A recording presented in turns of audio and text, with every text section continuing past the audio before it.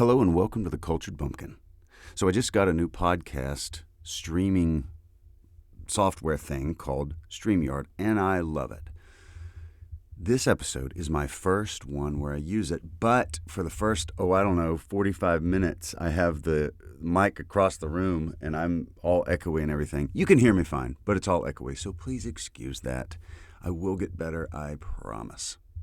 So, on to the episode. You're listening to The Cultured Bumpkin, a literature podcast with Jake Phillips, where we present audiobook quality readings of the classics for your enjoyment. Thank you for stopping by. And remember, just because you're a bumpkin doesn't mean you can't be cultured. Hello and welcome to The Cultured Bumpkin. This is the inaugural StreamYard Cultured Bumpkin stream with a guest. So today I have TJ Whitehead. TJ, thank you for agreeing to come on. My pleasure. Thanks for having me. I can't wait. This is our third time's the charm. We've been trying to do this. This is our third time. It actually worked out for both of us. Exactly. Well, thank you for making time for this. And so TJ and I, we have connected on TikTok. We've never met in person. That I know of. You know, we were both true. Yeah. We'll get into that. We very well might have bumped into each other. That'd be so weird, man. It's happened before where so, oh my God, I didn't know I met you. Yeah. Right. Like I was at that place. Oh yeah, you're the guy. I'm just kidding. But anyway, so we're on TikTok. That is your TikTok handle, right? That you correct. Have. Powers taken, not given. Yeah. Good deal. Do you have YouTube or anything like that? So yeah, I have a YouTube account with the same name that has, I think, exactly 2 videos up, and I'm just now starting to. I've got a few interviews recorded. I'm gonna start releasing them in little bits and pieces. Okay. So yeah, and I'm also part of another podcast called the Left Wing Pod on YouTube, so you can check those out as well. Good deal. So I think what's interesting about TJ and I is, like, we're very different in our viewpoints of just stuff, like worldview even. And yet I think he's like, the coolest dude on TikTok. Oh, stop. No, I really flattery will get you everywhere. I like your opinions, your viewpoints on things, because I think you have a great way of like there's a saying, laughter opens up the heart. And I think when you're telling jokes and being funny, you can a lot of times reach some places that you might not reach otherwise. And you're just a entertaining guy, and so I'm looking forward to this chat. I am as well. And I wanted to say quick before I talk about you is that I agree 100%. Humor is incredibly disarming. And the example I like to use about this is, has anyone ever insulted you and got you with a burn that was just deep, and it was like but it was funny, and even you knew it, and you're laughing, but it's hard to be angry when you're laughing. And so if you can get your point across in a way that's insightful and clever and humorous, you may not win the person over, but they're going to be a lot more likely to listen to you. So that's a perfect observation. And as far as your content, I love your name. I love, well, not Jake Phillips, which is it's a fine name, but that's not what I was referring to. But the Cultured Bumpkin, because I'm pretty sure I ran across your account when someone sent me your like a video you had or a handle or something, and said that, hey, this guy is looking for people who's deep into literature, and I know you're into literature. You should check him out. And I loved what I saw. It's such a good concept. I remember you saying something or reading something about you that you said that your old man would read to you guys as kids, and that's how you developed a love for literature. And anyone who loves literature is a friend of mine. I'll put it that way, because it's hard to meet someone who's just. You meet a lot of people who are. I don't know if you're going to swear. I don't want. Should I just go? This is a lot of kids and grandmas. Okay, all right, thank you. All right, thank you. But also a free speech zone, so just whatever, however. I'll be respectful. I'll be respectful. Yeah, a lot of people who are pretty unpleasant, that are like, tech guys or STEM guys or even science people or history. Oh man, history people can be really annoying, but literature people it's very hard to find someone who isn't interesting to talk to, because studying literature and understanding it and grasping it and analyzing it takes a lot of human empathy and interaction into the human condition that I really enjoy. So, and especially, I love when you do it in your accent. That's great. I think that's just a fun bonus for me. Right. That's awesome. Well, same, right back at you. And I think I found something of yours, and you were analyzing some poem. I think I don't remember what it was, but I was anyway very interested, and I'm excited to talk to you about your background and stuff. So to start off, kind of what can you just tell us a little about yourself? Yeah. I was born in Fort Bragg, North Carolina. I'm an Army brat. My dad was in the military for 22 years. We started going to a Christian school when I was in 5th grade. And it was a super right wing Christian fundamentalist school that I have a lot of problems with, especially today. But one thing it did have and did instill in me was an excellent literature, grammar, and spelling program. And I was not, I really sucked at grammar, which is funny thinking now that I was terrible at it, for most of my life. But I always loved literature, and I was always a good speller too. So it always worked out. And I loved reading stories. And I we would have these sections in our spelling book that in the very back were poems. And so I don't know, once a month we had to memorize one poem. And we would, we would repeat it like every day, 5-6 times. We repeat the stanzas 5 or 6 times. And then at the end of the month, you had to recite the poem. And I still remember most of those poems. And I learned a lot of classic literature, from those days. And in college, I read a whole bunch. And in grad school, I read a whole bunch. And I don't read anymore, ever. Like, I never read books anymore, which surprises people. Like, I haven't read in 7 years, and I don't plan on reading anymore. But I did have a voracious love for reading and storytelling and literature and the themes of the past and the future. Yeah, you can see in literature. And I can replace a lot of that with cinema now. There's a really excellent television program on HBO called Rome. And have you seen it, or you're familiar with it? But I know what you're talking about. It's so good, man. It's so good.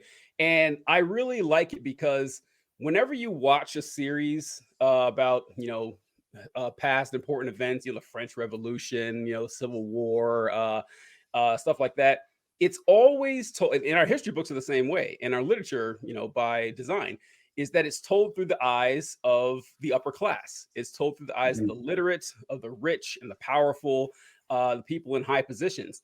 But what Rome did is that half of the show is through the eyes of Caesar and Antony and Cleopatra and all those folks. But the other half is through the eyes of 2 regular Roman soldiers named Lucius Vorenus and Titus Pullo. Now, these two individuals, they interact with, Caesar and all them too, but you get to see it at the upper level and at the common level, which you never see, really. Like, you don't see the show through those people's eyes.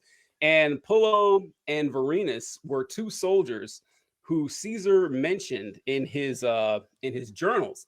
And he doesn't say too much about them because they're the only 2 common soldiers he ever mentioned in his journal. And he said that, there are these 2 soldiers I got here and named Vorenus and Pullo, and they have a pretty good friendly rivalry, and I respect the work that they do. That's all we actually know about those 2.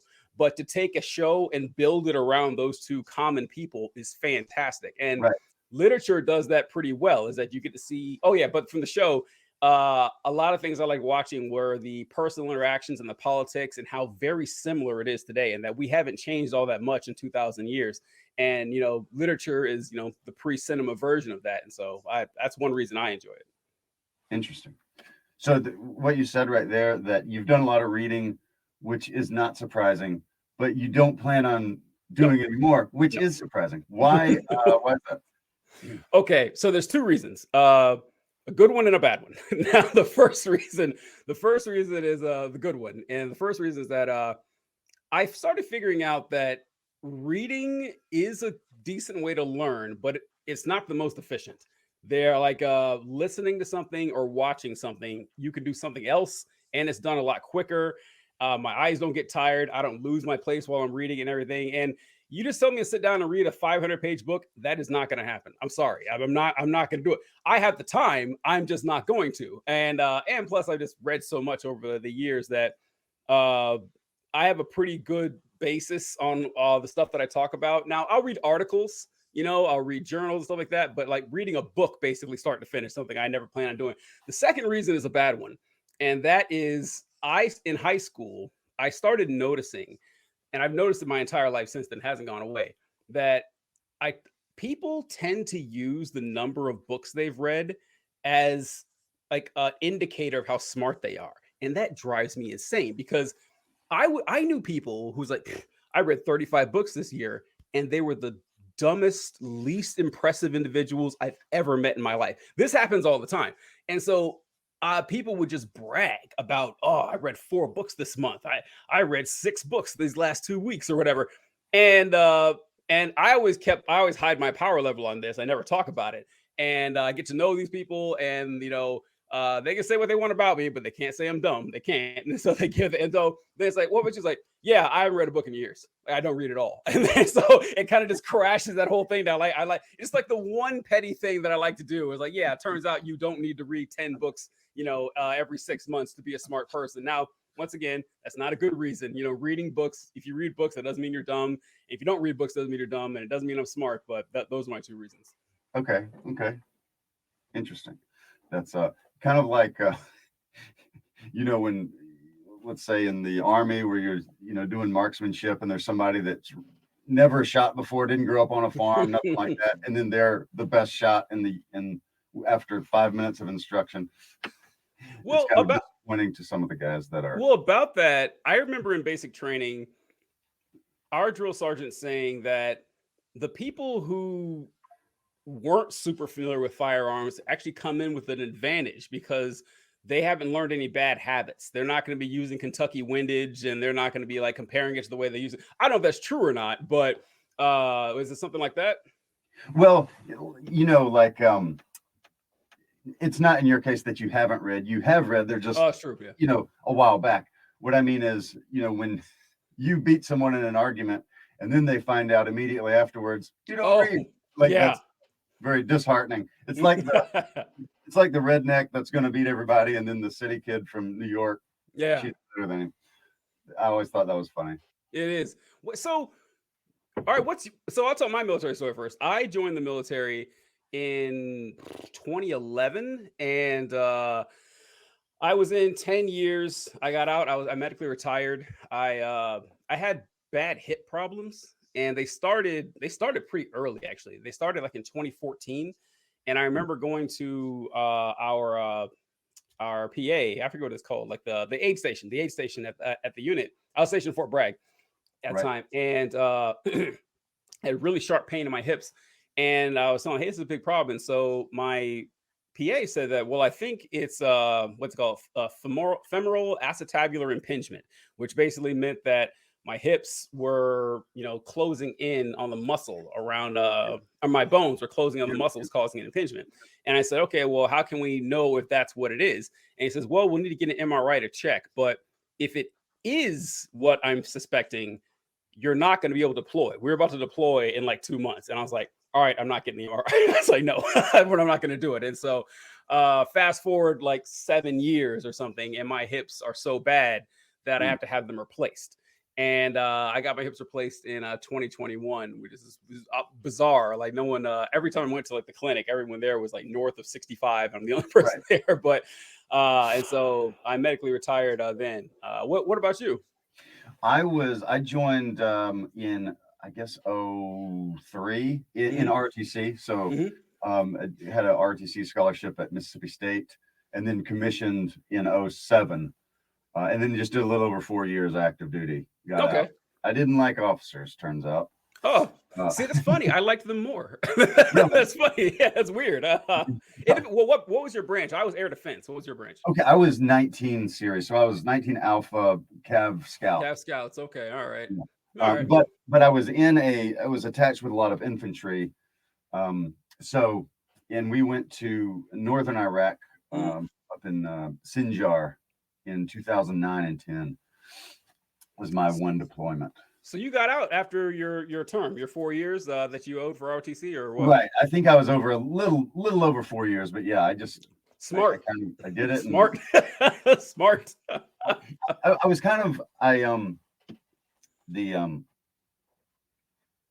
my thinking was, okay, I'm gonna put down infantry and like armor and then artillery, that kind of thing. And if I go infantry, that's going to be my sign to like go all in, be a military career man. Mm-hmm. And if I get armor, I'm going to just feel it out or anything else. Yeah. So I was like, okay. And I got in, and man, I'm glad I did that because I just didn't like the army. Yeah. I'm glad I did it and stuff like that. But also, the leadership was terrible, and I just had a bad time of it, I think. Yeah, it's not for everyone. That's the best way I can describe the military. It's just not for everybody, and it takes a particular type of person to even get through the training and do the job, because a lot of people don't, as you saw, a lot of people don't. And sticking with it, and everyone's military experience is different too. And like there's a lot of like things we have in common that we'll all know, but a lot of it depends on, like you said, your leadership in your unit, because if you get stuck with the wrong battalion commander, it's over. Yes. I mean, like you're going to have a rough time, and it's unfortunate, but that's the reality. Right. So one interesting thing about the military for me, that's really where I fell in love with literature. Oh, Because now, like I had mentioned, my dad had read to us, and I sort of had a great appreciation for it, but I didn't really have a passion. It was like, oh, it's cool, I like it, nothing against it, sort of thing. When I think I was at NTC, Fort Irwin. It's the Mojave Desert. For those that aren't familiar, it's just the most awful place on earth. I don't know. It makes some parts of Iraq seem downright nice. Going from there over to Iraq. Anyway, Jane Austen, in particular, became a getaway for me because it's so different, right? Yeah. The manners are different, the customs are different, the things that wind them up and get them all in a tizzy are different, and it was a wonderful escape for me, just because it's so different. It's sunny, and it's nice, and anyway, I just loved Jane Austen for that reason. I read I think all but one of her, but Northanger Abbey, I think. I read all the other ones within a very short period of time. But I also really got into the Lord of the Rings and poetry and stuff like that. It just became an escape for me. So that's one thing that I really liked about the Army, is it sort of, I don't know, it sort of guided me, that and voice acting. So that it got me into voice acting. My platoon sergeant told me, you have to learn to speak English because nobody can understand. That was like, that remains the best voice acting coaching I've ever gotten, is just like, hey, learn to talk. Oh, that's funny. So I wanted to say that you picked up literature in the Army, which that's a first. I've not heard that before. And most people pick up smoking or dipping, or in the Army. That's what people usually pick up. And the second thing I was gonna say, this is about voice acting. How long have you been doing that? Full time, 5 years. Wow. So but I was doing it. I was building my client base for some years before that. But yeah, 5 years. In last September, it was 5 years. So a little over 5 years. It's cool. It's good stuff, man. Yeah. So you mentioned growing up in a Christian private school, it sounded like, or whatever, and kind of being exposed to the classics. What are some classics that you like, and then what is like you just think is an absolutely overrated writer? Mark Twain thought Jane Austen was terrible. I didn't know that. that. That's funny. He hated her writing. Hated it. Oh man. Wow. So it's hard to say like what my favorite writer is. I have a hard time with that. I know my favorite works there. Mark Twain though is up there. Mark Twain's incredible. Like I think I like Mark Twain because of his use of humor. Like what we talked, I don't know if we talked about on air or off air, but we talked about how important humor is in communicating what you want. So I really enjoyed Mark Twain. I really like some work I like. I love Ozymandias by Percy Bysshe Shelley. That's a great poem. I I learned this poem when I was in. Oh, I just realized something's right here. Sorry, not to interrupt. Okay, so this is Mr. R.H. Brown. He is from originally one of the Gullah Islands in South Carolina. Oh, cool. He ended up in Columbus, Mississippi, and was a reporter for the local CBS station. And so I grew up hearing Mr. Brown, his mellifluous baritone, read the news in the evening. And that was the first time. His was the first voice that I ever remember being moved by a human voice. Oh, Mr. Brown was the first time I remember that happening. And so, Mr. Brown, if you're still in here, what an honor, sir. A real and an Army vet as well. So just that's really cool. But sorry to it's all good. You're saying you mentioned Ozymandias.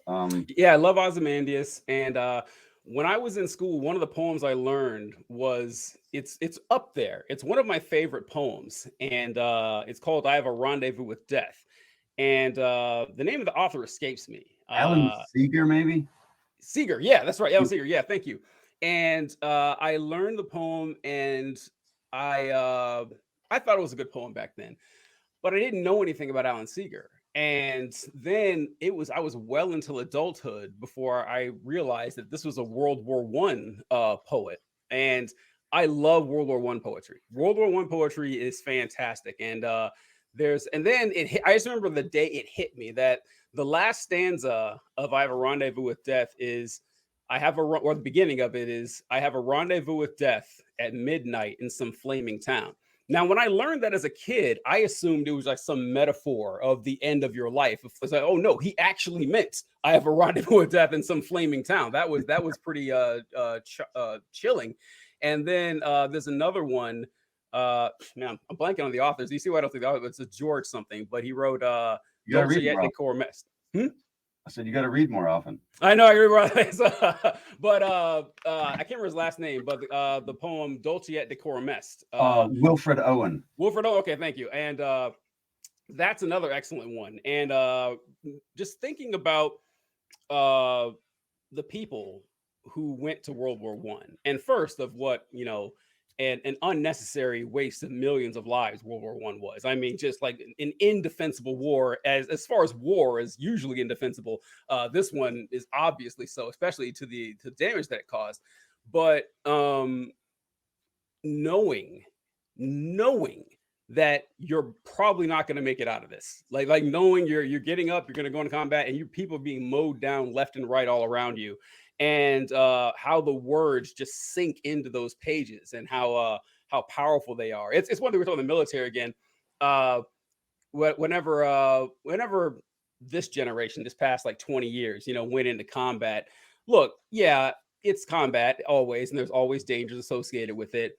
But what I always said is, like, first off, like the power and the strength of our military versus who we're going against is comically different, as in the strength levels. And second, what's really on the line? And I think about like World War II, for example. Like, there was a good chance Hitler could have won that war, like a really good chance, and you knew that. So not only did you have the looming threat of death, which is there in every war, but the looming threat, oh man, if we don't pull this off, the world is going to collapse. And so, yeah, poetry from wartime has always jumped out at me as some of the best. Interesting. I think to your point, I really like World War I poetry as well, and not that I have the exact same experiences, thankfully, but because of and especially some of the more, I wouldn't even say cynical, but more realistic, where it's like, why are we doing this? Mm-hmm. What are we doing here? These guys are just sending us into this meat grinder. To me, I sort of, when I look at our own the way that the United States wages war, there's some real similarities, like, oh, let's go, mess with those people and, whatever. Yeah, I'm the same way with the Yeah. war poetry. That's interesting. So, I always like some of your hot takes on, how you will chop up a sacred cow into steaks and throw it on the grill. But what's an author that, like a classic author that, like, yeah, I just don't like them. I think they're overrated, whatever. Oh man, I'd have to think about that. Like someone who I really don't like, and man, I don't know. I hate that I don't have it ready for you, but Well, if it comes up and you think, yeah. oh, whatever, just tell us, because I know there's some. I know there's some out there. I was like, I just don't get it. I don't understand. But I'm blanking right now, unfortunately. Okay, you mentioned Sun Tzu the other day. Talk about. I was so offended by what you said. Really? I'm just kidding. Oh, okay. I disagree with your take, and yet I was All right. so entertained. I would love to hear it again. Maybe unpack it a Yeah, little bit. sure. So what Jake is referring to is I did a video on TikTok talking about the art of war. And all my life, I always heard people say, there's certain books that you have to read. And one of them was The Art of War. And people would, incessantly talk about how the art of war has these deep insights into the human psyche and philosophy and how to, structure yourself for success in personally and financially. And I was like, okay, all right. And so I remember getting a copy of the book in high school, late high school, I think. And it's a pamphlet more, but basically it's not really a book, it's a stretch. But maybe what, 80, 100 pages? I don't know. It was tiny. And I remember going through this thing. And for those of you who haven't read it, essentially the art of war says stuff like, hey, your soldiers need to eat. Make sure you feed them. They need food and water. Your horses as well. Make sure your supply lines are good. Try to steal food from your enemy so you don't use your own resources. Try to keep the high ground. Just insultingly obvious stuff. And I'm looking at this and I was like, really? This is the stuff that people are, know your enemy. It's like, think before you make your plans. And then it made more sense when I actually read like what the art of war was for. It was written like in the 5th century BC. And it was essentially a guidebook for the Chinese aristocracy. So back in these days, their military wasn't set up like ours now, where you actually have to work your way up to become a commander. No, you were born a prince, which meant when war broke out, you're a general now. And our army actually operated very similarly until super recently, until probably World War I is when this started to change. Like you look at the Civil War, Mexican-American War, stuff like that, people were just mayors, and when a war broke out, and they were colonels. Like they didn't sort of Dave in the military at all. Like Thomas Jefferson was a colonel in the Revolutionary War.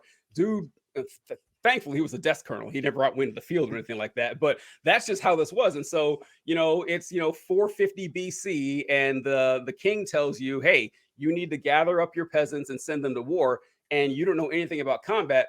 The art of war is pretty useful to you. Like it actually tells you, what to expect when you're a pampered, Chinese aristocrat. And so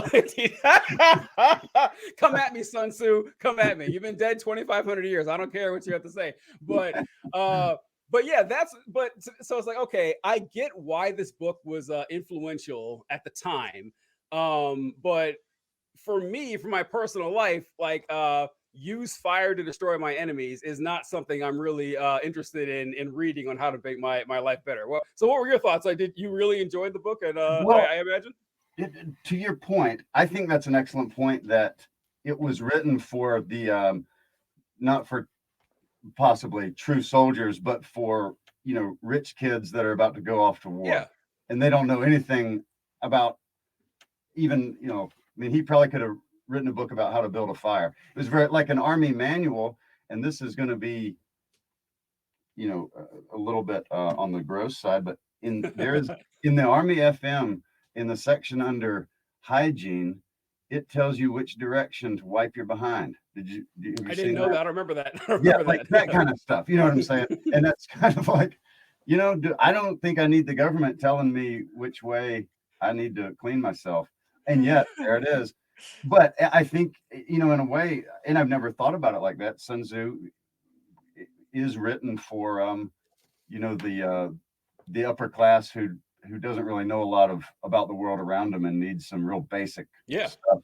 It's basic training for military commanders. That's what it is. Yeah, which you shouldn't have basic training then become a commander. But hey, that's what they had. The system they had. You know. Right. That's a very interesting thought. In my case, I like it because I think sometimes I'll get caught up in the weeds of something, like the little details, which I know details are so important, but also sometimes you need to take a big picture view of things, of your problem, of your situation, of your leadership challenge, maybe of your opponent, whatever that might be. If it's in, you know, in my case, in business, it might be a coworker, it might be you know, another supervisor in another part of the factory, that kind of thing. And anyway, I have used it in business before, as far as in non-lethal situations, to good end. One of them was, we had a person at this one company I worked at that was a lying, stealing cheat. They were just a terrible person who kind of had the management bamboozled that they were a good person that was doing their job and not trying to basically pull a Macbeth and go behind their back. And you know what I mean? Like, they were just an awful person. And so with Sun Tzu, I actually talked to one of my coworkers and gave him a copy of Sun Tzu. I was like, okay. And he was not a military guy. And he was like, we're going to use some of these principles to get this individual exposed. And then management, when management sees it, they can deal with it how they wish, but that's probably going to be, they won't be working here anymore. And so we started implementing these, you know, little maxims out of Sun Tzu, and eventually the person was fired for cause. It wasn't like I was being awful. I was just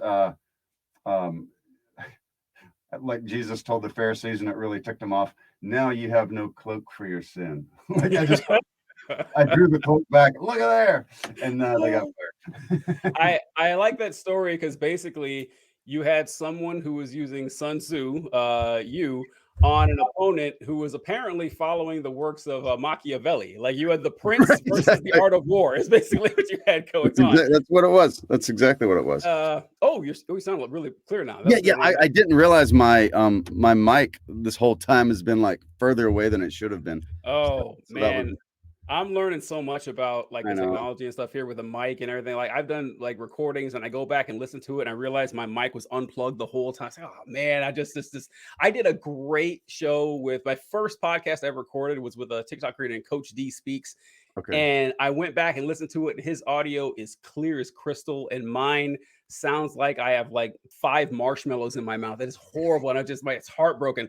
But a couple things I wanted to, if you don't mind, bring up about what you mentioned. Yeah.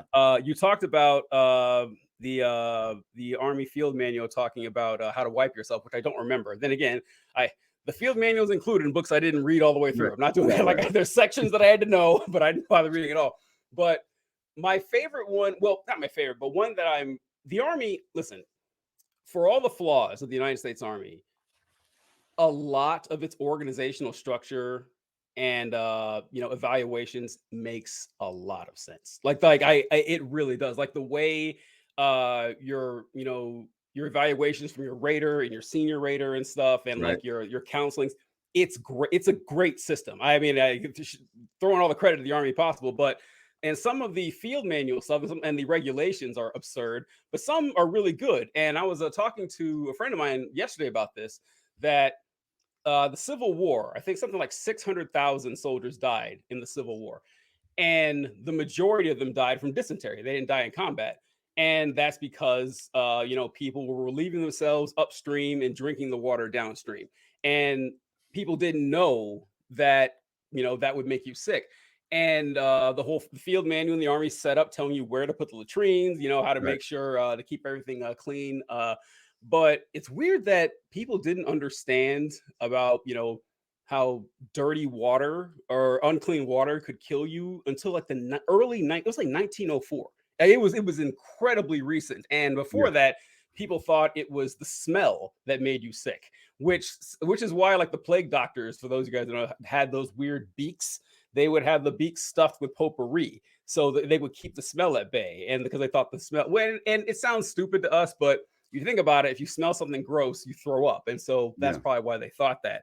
And you mentioned a quote by Jesus, something about Jesus and the Pharisees. Another work that I like is the King James Bible. I think the King James, but the prose of the King James Bible is 10 out of 10. It's fantastic. And Agreed.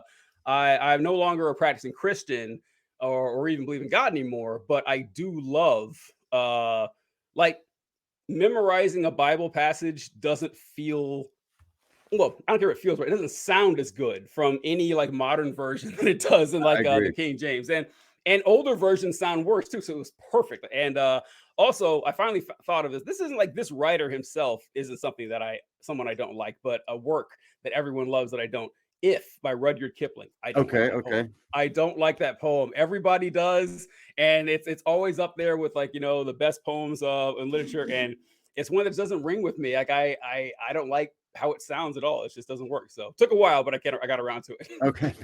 Is it so you don't like it? Is it because of the like the setup and the pattern of it, or is it the actual message or Oh no, the you know, message is fun. The message is great. It's the meter and okay. how it's written is just I just don't like how it flows. It's kind of like the Star Spangled Banner is I hope you guys, I don't like the Star Spangled Banner either. As far as Okay. it is like musically, it's one of the worst songs I've ever heard. Like it's it barely rhymes. It's all choppy and truncated. No one would ever listen to that song for fun. I'll put it that way. No one would listen to that song. Like if it weren't the national anthem, you wouldn't like it either. And honestly, like if you stop 10 random Americans on the road and ask them to not sing, but just quote the Star Spangled Banner, how many could get it right? Like if it's more than 4, I'd be shocked. They would mess something up along the way. And then when you're singing it, you have that land of the free, that really high note. And it's hard. It's like, man, let's get I would be willing to like there's so many other good patriotic songs like America the Beautiful or God Bless America. Like there's 1,000 better ones than that one. But that's another example of, I mean, it's not like a poetry people love because I don't think they do, but they have a lot of importance to it. But how a poem flows means a lot. Oh, that's fantastic. That is fantastic. I love this so much, man. I love it so much. I agree with that. I think the tune is very that's a tough tune. I know it's an It's old terrible. British like melody that they sang back in the day. It was some popular, it was like a pop song back in the 1750s or something, but yes, I think it's very I don't know, it's not very It's hard musical. on the ears. It's hard on Yeah. the ears. It is, yeah. And there's so many other good national anthems out there. Sorry, I dropped my pen. I also found this out when doing these things is I have to write down thoughts that I have because I won't remember them. And Whitney Houston did on it. Yeah, yeah. It's there's so few examples of great sounding national. There's Whitney Houston, and then there's Jimi Hendrix like playing it on the guitar. Those are the only ones that stand up at all. But "Oh Canada" is a great national anthem. It's just Right. fantastic. And so there's good ones out there. We don't have to, settle for we're the United States, man. We can do better than this. I dropped my pen for a second. Yeah. Yeah. I think the British do really well. Like what is it? Britannia or whatever. That's a really I like the pacing of that. Yeah, "Oh Canada" is another one.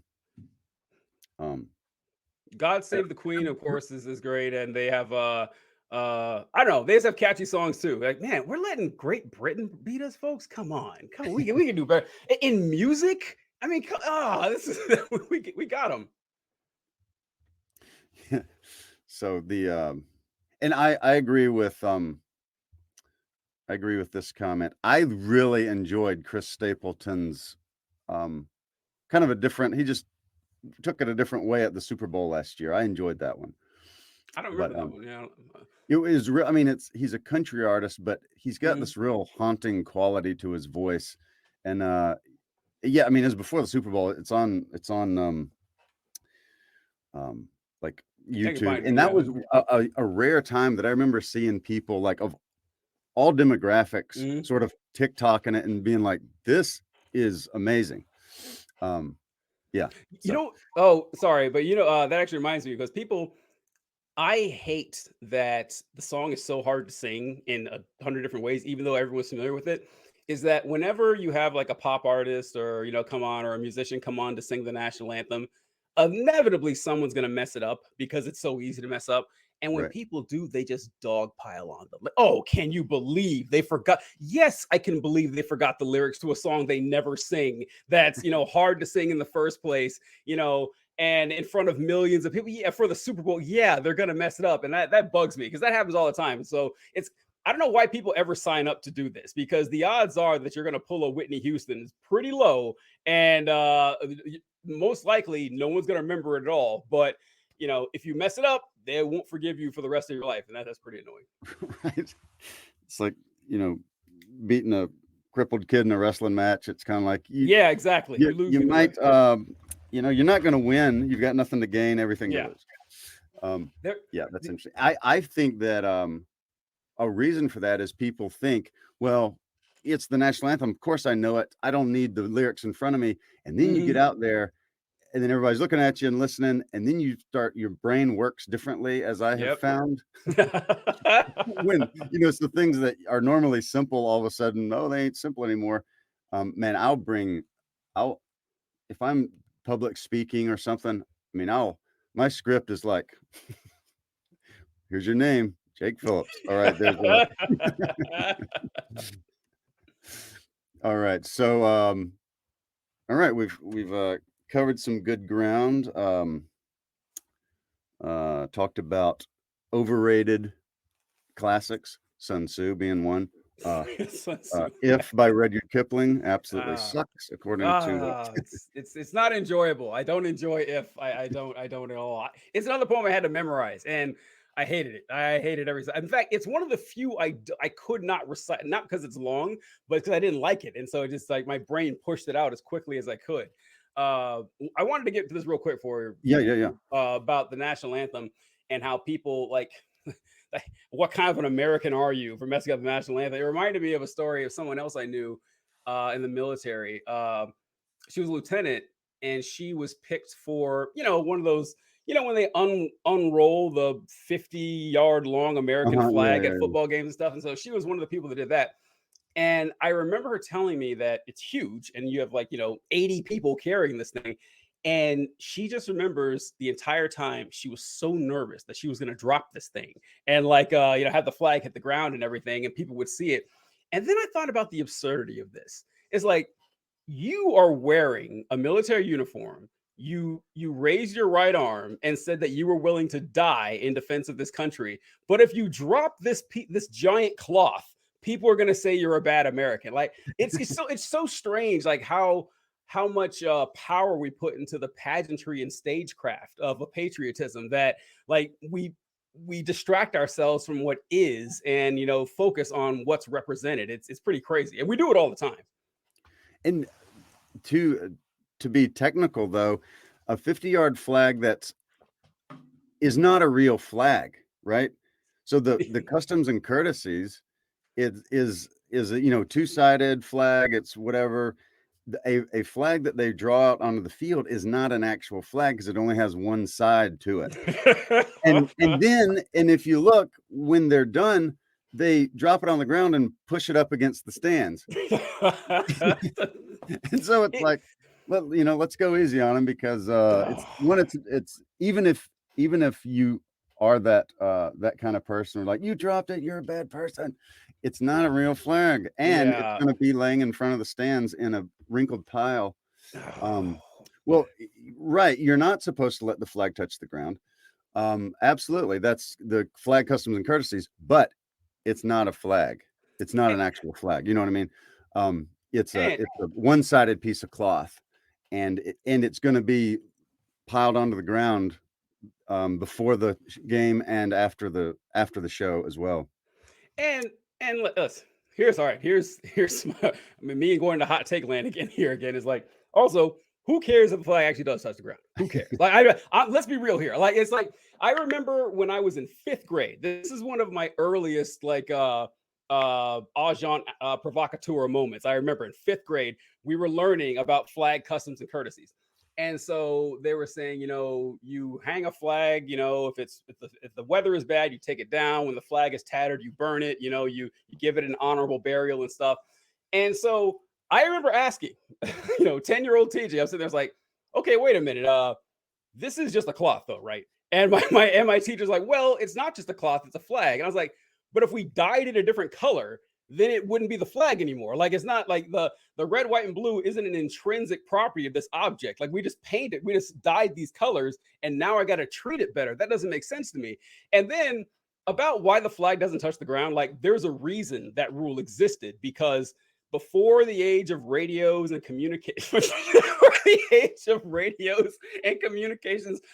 selling me short, but radios and communication, the flag and the bugle was basically your command and control. Like, that's how you moved units. So if your flag touched the ground, you could have chaos. People would die.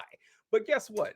That's not going to happen if you drop your flag on the ground. Like, there's no maneuver that there's no military maneuvers that are going to suffer because you drop your flag. So I mean, the obsession with keeping this rule from 150 years ago is like, no.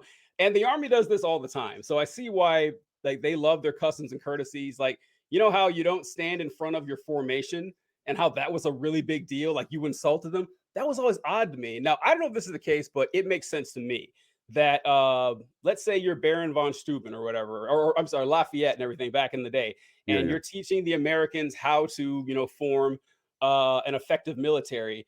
How did they fight? They fought in those formations. If you stepped in front of those formations, you could get shot. So not standing in front of formation makes sense in 1789.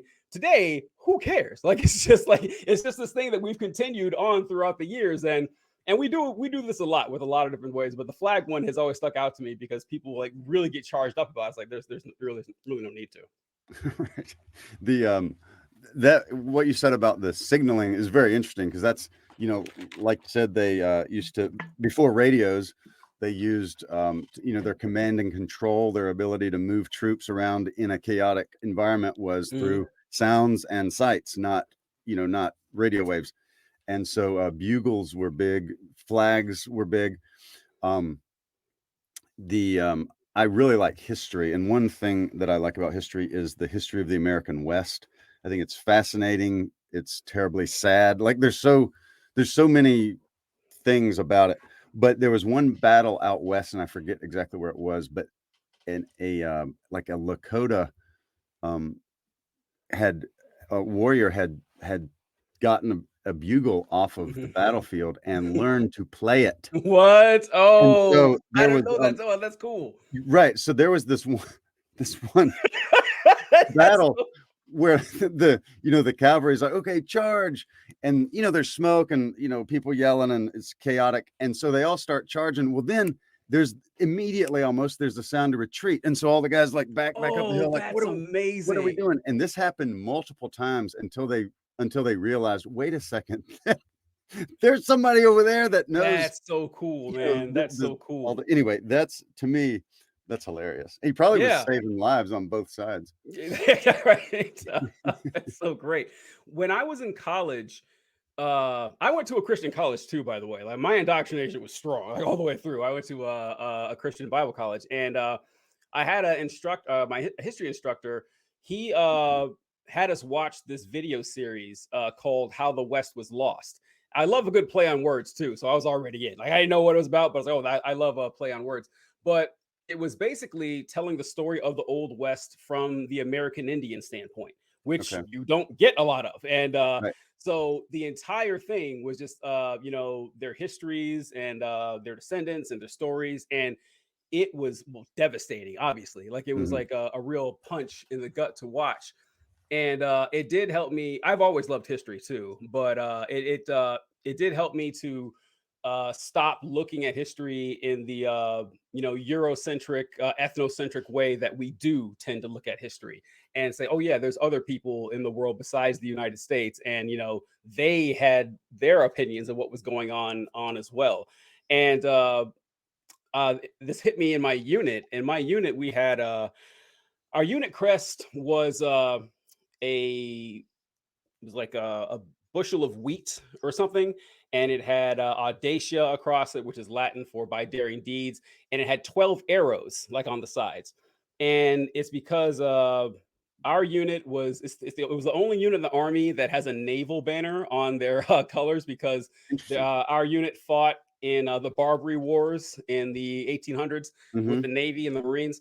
And but anyway, the 12 arrows were there in commemoration of our unit's participation in the Indian Wars.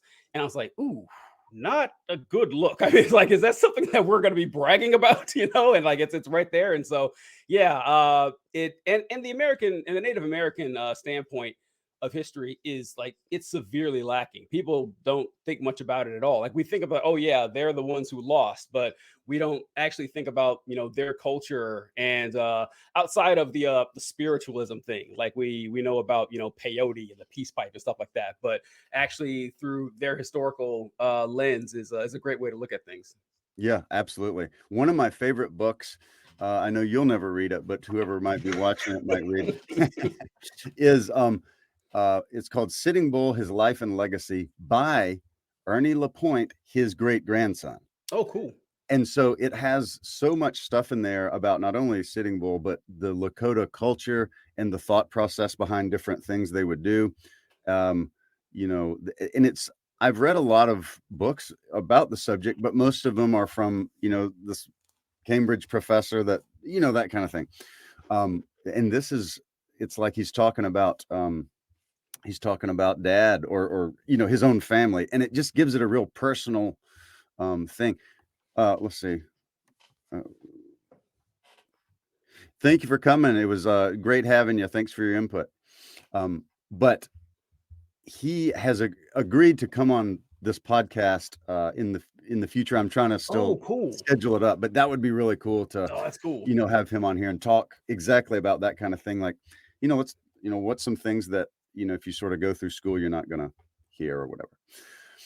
So man, it's been almost an hour. It's flown by. I've had a really good time. Those are the best ones. I know. Yeah, exactly. Well, man, I would love to maybe have you read it could be something you like or don't like, but sort of narrate something for us and then tell us, your thoughts on it real quick. Well, I mean, I already brought it up. We should go with Ozymandias then, since okay, all right. It's I'll go with that one. So, Ozymandias is a poem written by Percy Bysshe Shelley. He was one of the Romantic poets. You'll like Lord Byron, John Keats, and he's also the husband of Mary Shelley, who you all will be familiar with as who wrote Frankenstein, who's an incredibly fascinating character all on her own. But one of my favorite works in all of literature is Ozymandias by Percy Bysshe Shelley. And I guess I'll recite it first. I'll go through it before I talk about it. But it goes, I met a traveler from an antique land who said, 2 vast and trunkless legs of stone stand in the desert. Near them, on the sand, half sunk, a shattered visage lies, whose frown and wrinkled lip and sneer of cold command tell that the sculptor well those passions read, which yet survive, stamped on these lifeless things, the hand that mocked them and the heart that fed. And on the pedestal, these words appear: my name is Ozymandias, King of Kings. Look on my works, ye mighty, and despair. Nothing beside remains. Round the decay of that colossal wreck, boundless and bare, the lone and level sands stretch far away. And that poem gets me every time. Like, I just reading it, just like I just feel it, because the context of the poem is what makes it so good. Like, if you don't know anything about what he's talking about, it doesn't really hit home. But Ozymandias is the Greek name for Pharaoh Ramses II of Egypt, who is regarded as, one of the greatest rulers in all of antiquity. He lived like 3,000 years ago, and somehow lived to 90 years old, which is an incredible feat of itself for someone who lived that far back. He had dozens of wives and over 100 kids, many of whom he outlived. That's how old. That's how long this guy reigned, and he was responsible for some of the greatest, economic and cultural growth of I forget. I think it's the Middle Kingdom of ancient Egypt, but that's who they're talking about. And it starts off with a traveler telling, our narrator that he saw this statue. Well, he saw the remnants of a statue, two vast and trunkless legs of stone. And on the pedestal, it says, "My name is Ozymandias, the King of Kings. Look on my works, ye mighty, and despair." And then he looks around, and the only thing around is a barren wasteland, nothing. So there's a double entendre to the statement unintentionally, in that when Ozymandias had this statue erected 3,000 years ago, when he wrote, "Look on my works, ye mighty, and despair," that statue would have been in the middle of a bustling metropolis, like in Memphis or something. And people would have seen, temples and pyramids and oasis and streams and markets and families and armies, like all built in honor of this great ruler. And he says, "So look on my works in despair." But now when we look on it, there's nothing at all. It's like he never existed. And it's a testament to not only the precarity of power and of our man-made structures, but also to the precarity of human life. That everything you do one day is going to be gone. And look, none of us are going to be remembered as long as Ramses II. So, like, if he's going to be forgotten and his works are going to be erased, so is everybody else's. Now, that doesn't mean they don't matter, because obviously the people around you matter, and that their thoughts and their opinions and their life experiences are important. But to not what I get from it, because literature is a subjective, like you can understand what you like, but that's clearly the message. And what I like to get from it is to do my best that I can, but not to think too highly of myself or any one person, because we are just people after all. Despite what Ramses and other pharaohs thought, he was not a god. He was a man, just like the rest of us. And that's one of the many, many, many reasons that poem has stuck so well with me over all these years. That's awesome. Well, thank you. That was great. Great analysis. I think that's a brilliant poem, but also so good. Like that's really that's some good analysis there. I like that. And if you follow TJ on social media, let me get that banner back up with your. Whoops. Speaking of power, speaking of. Let's see. How did I do that earlier? I had it right. Not this one. Oh, I think I hide it. Hey, there we go. Okay, nice. So, you definitely ought to check out TJ on, and he's got some scalding hot takes on a wide range of topics.